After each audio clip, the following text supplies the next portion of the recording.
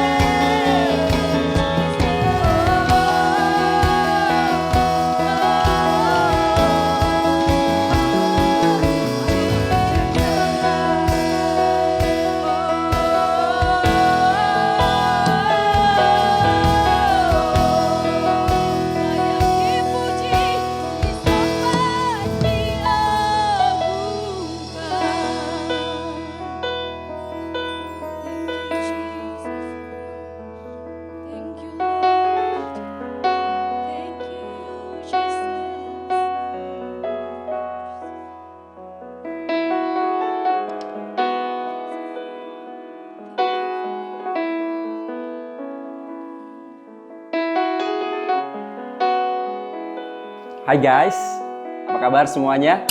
Kembali lagi kita di online service kita, JNJ dan Youth. Tapi sebelum kita dengar firman Tuhan, kita berdoa dulu. Terima kasih Tuhan untuk hari ini. Kami bersyukur karena Tuhan yang luar biasa baik atas kami. Dan Kau sudah berikan kami hikmat untuk kami boleh mengadakan online service kembali Tuhan hari ini. Dan biarlah firman Tuhan ini kami percaya akan berikan hikmat-hikmat yang luar biasa buat teman-teman kami Tuhan. Bahkan Kau terus mengurapi setiap kami, baik kami yang ada di rumah maupun hamba-Mu. Berikan kami hikmat supaya kami boleh menyampaikan kebenaran firman-Mu dengan baik. Di dalam nama Tuhan Yesus kami bersyukur. Amin. Hai, apa kabar semuanya? Teman-teman luar biasa ya di rumah. Saya percaya tetap ada semangat, ada sukacita. Dan kami percaya bahwa Tuhan sumber kekuatan kita akan menghibur kita dan memberikan terus hal-hal yang luar biasa buat kita anak-anak muda. Sebuah kata detoksifikasi. Ada beberapa anak muda, baik JNJ maupun Youth, mungkin yang suka jadi dokter, bahkan ada yang sudah jadi dokter, tahu istilah ini, detoksifikasi. Saya boleh katakan istilahnya artinya penyembuhan diri sendiri, ya. Teman-teman dokter tahu hal ini. Kisah ini, cerita ini muncul, bahkan kalimat kata ini muncul ketika saya mengalami hal di mana Tuhan izinkan saya boleh sakit yang saya rasa secara manusia saya nggak kuat sebetulnya, tapi Tuhan berikan kekuatan dan berikan penghiburan sehingga saya bisa melewatin ini. Makanya saya harus sharing hari ini supaya teman-teman bisa ambil sesuatu yang baik, bisa diberkati. Saya boleh Tuhan izinkan sakit selama 3 hari, panas, dan itu panasnya cukup tinggi. Mungkin kalau ada termometer saya bisa ukur sekitaran 39-40. Dan itu saya pernah memang sakit-sakit seperti ini. Dan ketika saya sakit di suhu begini, panas tinggi begini, biasanya saya udah nggak sadar, saya udah oleng, saya udah nggak bisa ngapa-ngapain. Saya cuma bisa duduk ataupun berrebahan, tiduran tok, jadi nggak ngelakuin apa-apa. Nah, waktu 3 hari itu adalah masa di mana saya mengalami sebuah detoksifikasi diri saya. Saya bilang ke Cia, karena kan dia sempat tawarin makan, tawarin minum dan segala macam. Saya bilang, enggak sayang, saya mau istirahat aja dulu karena saya mau mendetoksifikasi diri saya. Karena saya nggak mau saya sakit, saya melakukan banyak hal. Jadi saya cukup mau istirahat aja dulu, saya bilang. Makanya saya kasih tema ini, penyembuhan diri sendiri. Nah, makanya kenapa saya cerita ini, karena bukan hanya tubuh yang butuh detoksifikasi, tapi roh kita perlu. Apalagi di masa-masa seperti ini, saya harap teman-teman bisa mendetoksifikasi dirinya. Apakah di rumah yang kita lakukan seperti ini, kita lakukan untuk hal-hal yang tidak baik, atau justru kita pergunakan untuk mendetoksifikasi diri kita? Apakah yang kita lakukan ini Tuhan dapatin yang baik, atau Tuhan justru dapatin sesuatu yang bercelah di depannya? Di dalam Mazmur 90 ayat 12 dikatakan seperti ini. Ajarilah kami menghitung hari-hari kami sedemikian, hingga kami beroleh hati yang bijaksana. Ayat ini saya bisa ambil dari Mazmur 90 ayat 12 ini. Saya boleh kategorikan ini sebuah detoksifikasi menurut saya. Karena kenapa? Tuhan mau ajarilah kami Tuhan untuk menghitung hari-hari kami sedemikian hingga kami beroleh hati yang bijaksana. Kenapa? Karena di saat seperti inilah Tuhan mau kita merenung, kita mendetoksifikasi kita, hitung hari-hari kita, apakah dalam sepanjang hari ini kita udah melakukan suatu dosa atau melakukan hal-hal yang tidak berkenan di hadapan Tuhan. Nah, makanya teman-teman, yuk mulai saat ini, mulai hari ini, kalau dengar firman Tuhan ini, menyaksikan firman Tuhan ini, kita mau sama-sama belajar, kita mau detoksifikasi diri kita. Kalau tubuh perlu detoksifikasi, maka roh kita pun perlu. Ya, jadi nggak cuma tubuh. Tubuh, oke. Ketika kita sakit, kita cukup butuh istirahat, makan yang cukup, asupan gizi yang baik, sehingga kita bisa mendetoksifikasi diri kita dan akhirnya kita bisa sembuh. Tapi roh kita juga perlu. Roh kita justru yang paling penting. Karena manusia sejati kita adalah manusia roh. Ya. Makanya saya mau sampaikan malam hari ini adalah teman-teman cek diri kita. Apakah kita sudah menghitung-hitung hari kita dan kita udah Tuhan dapatin kita melakukan sesuatu yang baik atau justru melakukan sesuatu yang tidak baik di hadapan Tuhan. Nah, ketika kita mengalami sebuah detoksifikasi, apa yang akan kita alami? Saya dapatin seperti ini, ketika saya sakit, Tuhan bawa saya bangun itu jam 4 subuh, Tuhan bangunkan saya untuk bangun. Dan Tuhan katakan, ayo kamu memuji, kamu nyembah. Karena apa yang kamu bisa lakukan ketika kamu sakit, cuman berbaring aja kan. Nah, ini saatnya, ayo kamu bangkit, bangun dari tidurmu, dan sembahlah Tuhan, pujilah Tuhan. Maka yang saya dapetin ini, apa yang kita akan alami ketika kita mendetoksifikasi roh kita. Kita makin menyadari bahwa di luar Tuhan, ternyata kita tidak bisa apa-apa. Kita tidak bisa berbuat apa-apa. Sama halnya seperti dalam Yohanes 15 ayat 5 dikatakan, Akulah pokok anggur dan kamulah ranting-rantingnya. Barang siapa tinggal di dalam aku, di dalam Tuhan, dan aku di dalam dia, ia berbuah banyak. Dia banyak melakukan hal, bisa melakukan sesuatu yang luar biasa karena di dalam Tuhan. Sebab di luar Tuhan, di luar aku, kamu tidak dapat berbuat apa-apa. Jadi semakin menyadari bahwa ternyata kita butuh Tuhan. Ketika saya sakit, saya cuma bilang, oh iya, ternyata saya masih manusia lemah. Sampai istri saya bilang, saya kayaknya robot katanya. Karena aktivitas banyak, tapi istilahnya nggak pernah berhenti kegiatannya gitu. Sekalipun social distancing, sekalipun work from home, tapi ternyata masih banyak hal yang saya lakukan. Kerja saya masih lakukan, kadang saya meeting bersama teman-teman lewat Zoom. Kadang saya ketika libur, saya juga lakukan suatu hal di rumah. Jadi katanya seperti robot. Nah, makanya kenapa ketika sakit, Tuhan hanya cuma bilang, berarti kamu memang manusia masih lemah, kamu masih butuh aku. Karena kalau nggak sakit, ketika kita kayak superhero, kita kayak robot, nggak bisa nggak pernah sakit, mungkin kita akan sombong. Kita mungkin merasa bahwa akhirnya semuanya kita bisa lakukan. Ya, tapi ketika sakit, seorang hebat apapun akhirnya lemah juga. 3 hari dibuat saya nggak bisa ngapa-ngapain, cuman bisa tidur, rebahan paling ke toilet, makan juga cuma sedikit. Ayat ini yang muncul, Yohanes 15 ayat 5. Sebab di luar aku, kamu tidak bisa berbuat apa-apa. Jadi ketika kita itu di luar Tuhan, kita nggak bisa ngapa-ngapain. Sehebat apapun kita, jabatan kita tinggi, mungkin kuliah kita bisa sampai S2, S3, bahkan kita punya planning-planning yang luar biasa, tapi di luar Tuhan, kalau kita tanpa Tuhan, kita nggak bisa lakukan apa-apa. Jadi teman-teman mesti ingat ini. Ketika itu, saya langsung tanya sama Tuhan, Tuhan, saya cuma bisa berserah. Saya cuma bisa berserah sama Tuhan, saya cuma bisa dalam hati dan doa dan mulut saya sampaikan ke Tuhan. Saya cuma bisa doa, Tuhan berikan kekuatan. Jangan sampai, karena panasnya udah tinggi banget. Sampai bisa, orang mungkin bisa sampai mata tinggi, kalau bahasa Manado bilang bisa bahaya. Jadi harusnya ke dokter. Tapi karena kondisi seperti ini, saya nggak berani ke dokter. Karena pasti kalau ke dokter ataupun ke rumah sakit, pasti langsung protokol COVID. Jadi saya bilang, aduh nggak usah deh. Saya mendingan di rumah aja, saya mau mendetoksifikasi saya mengeluarkan racun-racun dalam diri saya, tubuh saya, dengan cukup istirahat aja di rumah.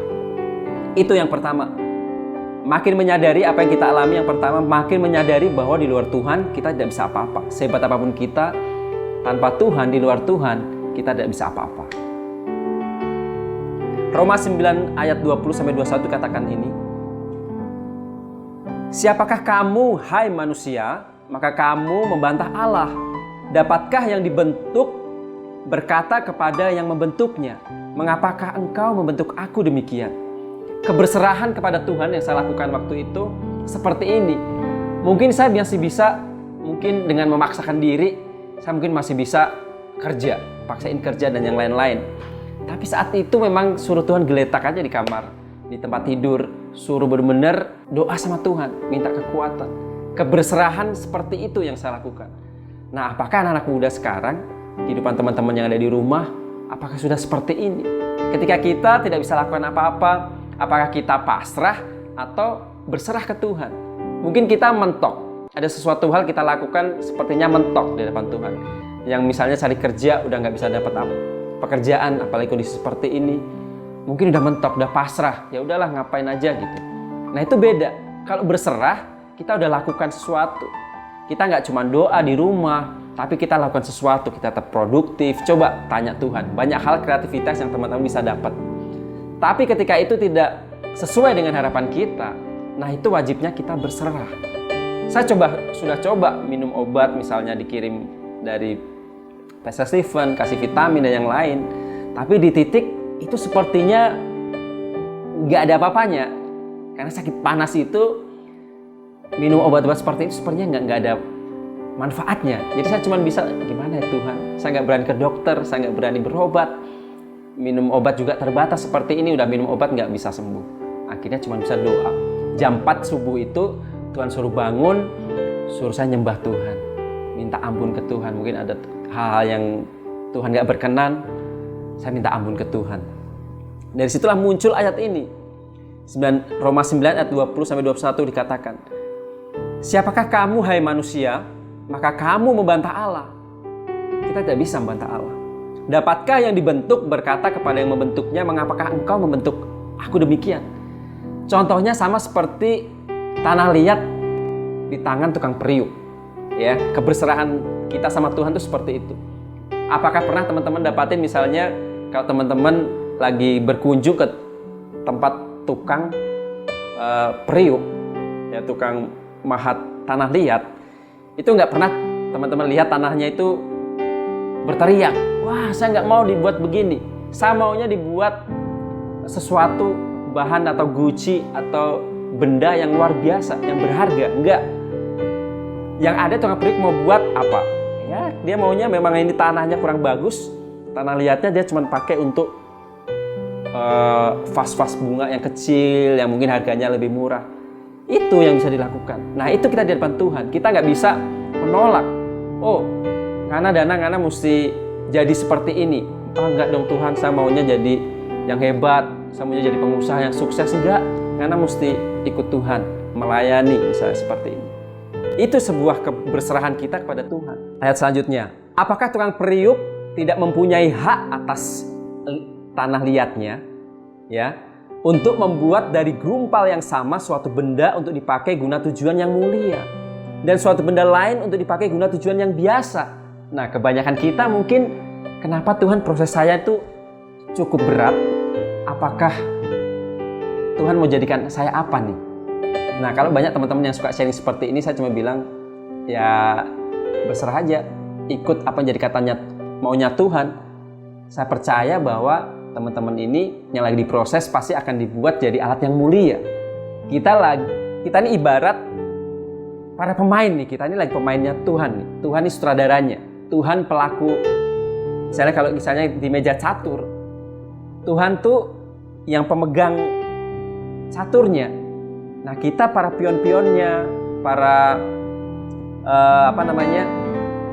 caturnya itu, biji-biji caturnya itu. Jadi kemanapun Tuhan mau suruh kita langkah maju, kita ikut aja. Keberserahan kita ke Tuhan tuh harusnya seperti itu. Kita nggak boleh nego, Tuhan nggak mau saya ditempatkan ke sini. Ya, misalnya teman-teman yang dikerja ditempatkan di sini, saya nggak mau. Wah, tempatnya kurang basah, misalnya kurang banyak duit, wah kering. Nah, kalau itu Tuhan mau gimana? Mungkin ada sesuatu yang Tuhan mau kerjakan di situ, ya kita nggak bisa menolak. Itulah sebuah keberserahan kita di hadapan Tuhan. Seperti tanah liat di tangan periuk. Jadi tanah liat itu nggak pernah memberontak mau jadi apapun. Dia tetap ikut apa yang jadi kehendak tuannya, tukang periuknya. Itu yang pertama. Terus bagaimana untuk cara kita bisa mendetoksifikasi diri kita, roh kita? Mungkin teman-teman tanya, Kak, gimana caranya untuk kita bisa mendetoksifikasi roh kita, diri kita, gimana caranya? Nah, kalau misalnya tubuh kita bisa mendetoksifikasi, mau keluarin racun-racunnya gampang. Mungkin kita dengan istirahat cukup, makan makanan yang bergizi, nutrisinya yang cukup istirahat, itu bisa. Jadi antibodi kita lagi berperang dengan racun-racun untuk bisa keluar mana yang menang. Nah, itu bisa dilakukan.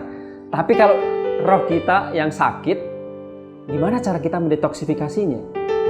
Nah, caranya adalah yang pertama memuji Tuhan.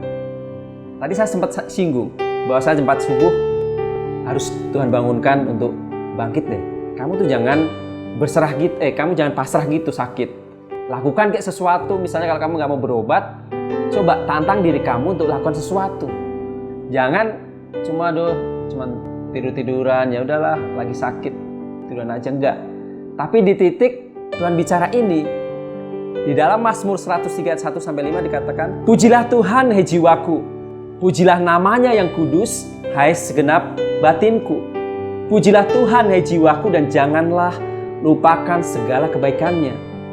Dia yang mengampuni segala kesalahanmu, yang menyembuhkan segala penyakitmu. Dia yang menebus hidupmu dari lubang kubur, yang memahkotai engkau dengan kasih setia dan rahmat. Dia yang memuaskan hasratmu dengan kebaikan, sehingga masa mudamu menjadi baru seperti pada burung rajawali. Dikatakan ayat pertama tadi, pujilah Tuhan hai jiwaku, dan janganlah lupakan segala kebaikannya. Jadi ternyata jiwa kita itu bisa diperintah. Benar nggak?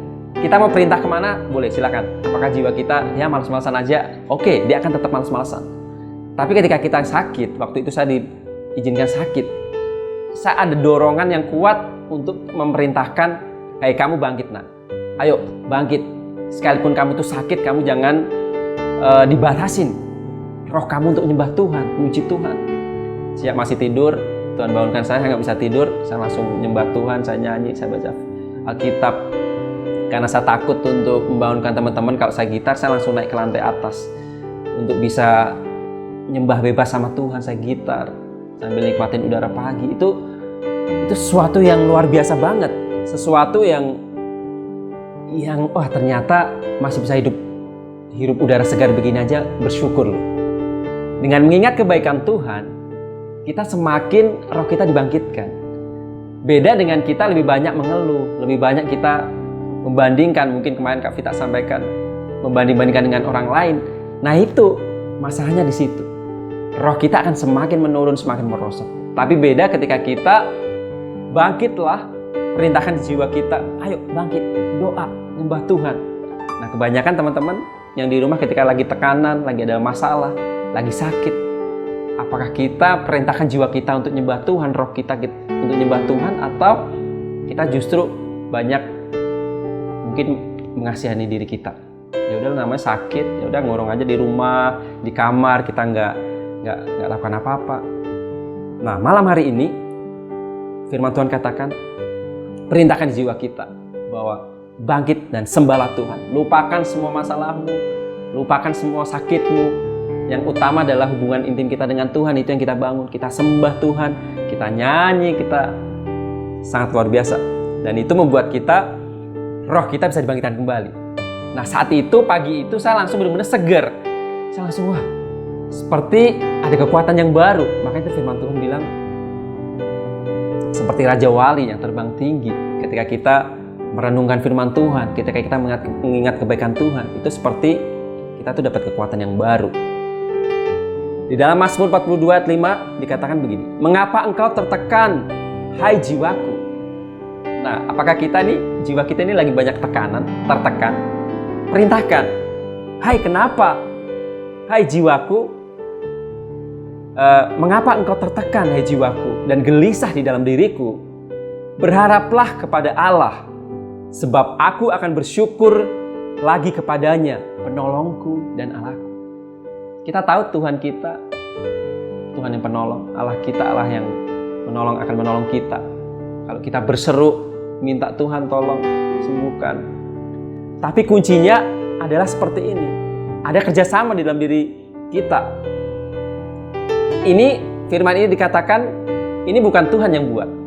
Tapi ini harus kita yang lakukan. Mengapa engkau tertekan, hai jiwaku, dia katakan, dan gelisah di dalam diriku? Berharaplah kepada Allah, sebab aku akan bersyukur lagi kepadanya, penolongku dan Allahku. Jadi bisa diperintahkan ternyata. Ayo, pujilah Tuhan. Kenapa kau tertekan di jiwa? Hai jiwaku, pujilah Tuhan. Berharaplah kepada Tuhan, karena Allah kita akan menolong kita yang setia. Jadi teman-teman, yang pertama, ayo perintahkan di jiwa kita kalau kita lagi ngalamin sesuatu nggak enak saat ini, krisis apapun, keadaan apapun yang membuat kita tertekan saat ini, bangkitlah, dari keadaanmu sekarang dan perintahkan jiwamu untuk bangkit. Bersukacitalah, memuji Tuhan, ingat kebaikan Tuhan, hanya itu yang kita bisa lakukan. Yang kedua, singkat aja ya. Yang kedua, mengisinya dengan kebenaran firman Tuhan. Karena firman Tuhan menyejukkan roh kita, menyejukkan jiwa kita. Benar gak?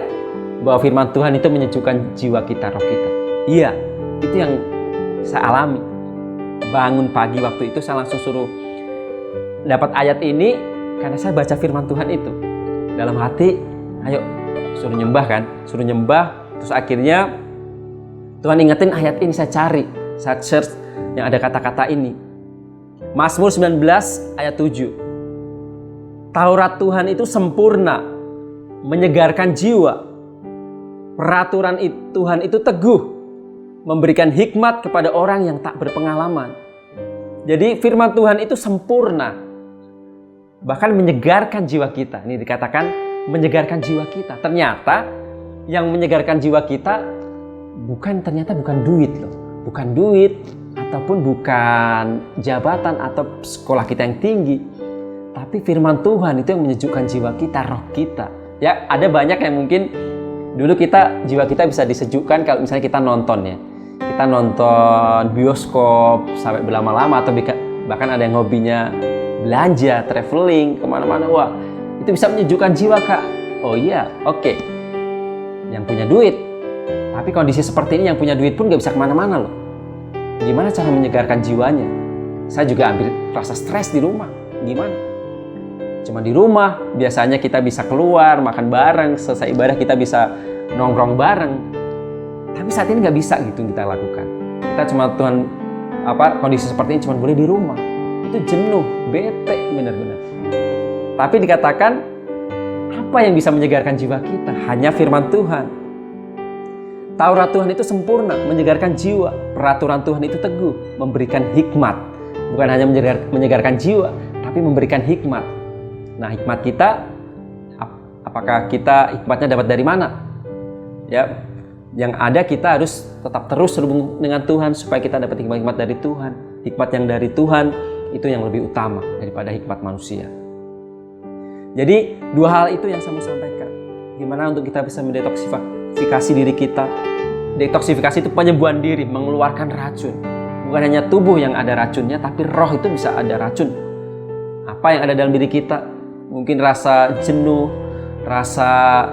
mungkin ada sakit hati, ada amarah, kebencian. Itu membuat roh kita bisa diracuni oleh itu. Jadi yang ada saat-saat seperti ini Tuhan izinkan boleh ada kondisi seperti ini kita di rumah.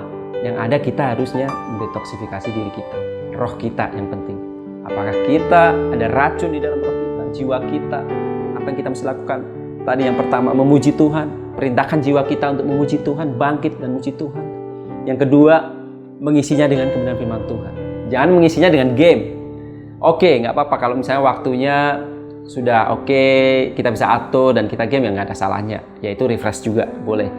Jangan sampai akhirnya kita juga sekarang suka game karena ya apa yang kita sudah lakukan semuanya ya pengen game-game kecil lah gitu. Saya lakukan karena itu juga membuat kita tuh nggak monoton, kayaknya akhirnya Cia juga senang saya terlihat bisa ngegame gitu. Ya karena kita selama ini hidupnya monoton, ya itu aja, kerja begini, pelayanan begini gitu. Ini sampai ada yang mendukung orang main game gitu, tapi kita mesti tahu diri. Saya tahu, maksudnya nggak kondisi lagi isi repot main game, nggak. Kita tetap tahu menempatkan waktu yang tepat untuk kita bisa bermain game. Itu. Jadi kesimpulannya buat teman-teman, apapun keadaan kita saat ini, apapun kondisi kita saat ini, yang terpenting adalah kita harus terus terhubung dengan Tuhan, perintahkan jiwa kita. Tekanan tidak akan membuat kita jauh kasihnya Tuhan dari kita. Enggak, Tuhan enggak pernah jauh kasihnya dari kita. Yang ada kita yang sering menjauhkan diri dari Tuhan. Nah, makanya malam hari ini teman-teman yang ada di rumah, lewat sharing singkat ini apa yang saya alami dengan Tuhan ketika masa-masa saya sakit, diizinkan 3-4 hari panas tinggi, hampir 40 itu saya renungkan banyak hal kebaikan Tuhan. Sampai akhirnya Tuhan segarkan kembali, berikan kekuatan lagi yang baru. Dalam Mazmur 62 ayat 1-2 dikatakan begini. Hanya dekat Allah saja aku tenang, daripadanya lah keselamatanku. Ada lagunya ya. Hanya dekat Allah saja aku tenang, daripadanya lah keselamatanku. Itu Tuhan mau itu. Hanya dekat Allah saja. Jangan dekat yang lain. Mungkin kita dekat dengan pacar kita. Hampir teleponan tiap malam, bahkan bisa sampai pagi. Supaya bisa dekat, ini enggak. Yang penting adalah untuk menyegarkan roh kita. Mendetoksifikasi kita. Roh kita yang utama adalah hanya dekat Allah saja. Supaya kita bisa tenang. Saya rasa itu firman Tuhan hari ini. Saya percaya teman-teman yang ada di rumah, yang lagi tertekan jiwanya, yang lagi ngalamin masalah, yuk bangkit kita sama-sama. Malam hari kita udah belajar gimana caranya untuk kita bisa mendetoksifikasi diri kita. Apakah roh kita sehat atau roh kita lagi sakit? Nah itu yang utama. Kalau kita bisa seperti di Amsal tadi saya katakan di awal, kalau kita bisa menghitung-hitung hari kita makin tahu roh kita ini lagi sakit atau roh kita sembuh atau bahkan on fire. Itu aja, dan saya percaya teman-teman akan dikuatkan lewat sharing saya hari ini. Tuhan Yesus memberkati. Kita akhiri dengan kita berdoa. Terima kasih Tuhan untuk firman-Mu hari ini. Kami percaya, sekalipun singkat sharing ini, tapi kami percaya bahwa Tuhan berkuasa lewat apapun yang hamba sampaikan Tuhan. Biar Roh Kudus yang terus terjemahkan, bahkan menyampaikan kepada teman-teman yang di rumah ketika mereka lagi ngalamin tertekan hidupnya Tuhan, jiwanya. Biarlah Tuhan satu-satunya penolong, bahwa hanya dekat Allah saja jiwa kita bisa tenang, roh kita bisa tenang.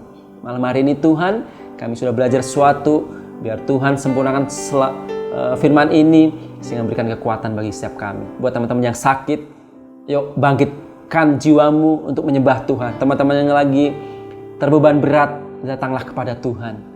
Inilah saatnya, waktu yang tepat untuk kita benar-benar mendetoksifikasi diri kita, roh kita. Apakah kita dapatin roh kita benar di hadapan Tuhan atau roh kita lagi sakit? Terima kasih Tuhan, di dalam nama Tuhan Yesus semua cinta Yesus katakan amin. Ibadah kita sudah selesai dan saya jemput teman-teman yang ada di rumah untuk bangkit berdiri, mengarahkan tangan kita di depan Tuhan untuk kita terima berkat dari Tuhan. Diberkatilah engkau anak muda yang bekerja, ada rasa takut akan Tuhan, maka Tuhan akan buat berhasil. Bahkan Tuhan akan berkati kuliahmu, studimu. Saya percaya ada hikmat-hikmat yang luar biasa yang datangnya dari Tuhan akan terus ditambahkan atas hidupmu. Dan penyertaan Tuhan, cinta kasih dari Tuhan akan terus menyertai teman-teman semuanya dari hari ini, bahkan sampai Tuhan menjemput kita kedua kali. Di dalam nama Tuhan Yesus, semua cinta Yesus katakan amin.